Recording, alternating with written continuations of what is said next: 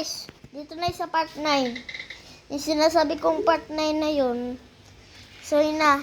Sinabi ko agad yung part 9 eh. Yun talaga eh.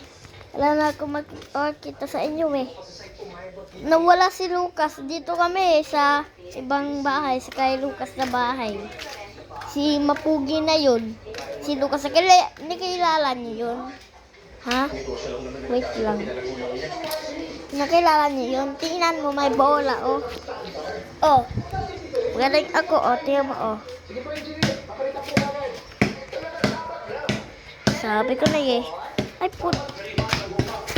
sabi ko na eh. Boys. Ay, guys. Ay, guys. Sabi ko na. Tingnan mo, oh. Tingnan mo. Ay. Dito po sa problema. Ano ko sa'yo? Di ba ba si Ate Daddy mo, Girl? oh.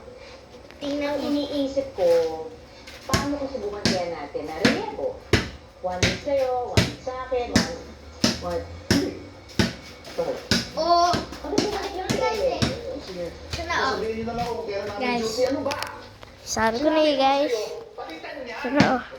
Bakit inaayos mo ba? Hindi mo masunugan tayo? Palitan mo na. Sabi ko na eh.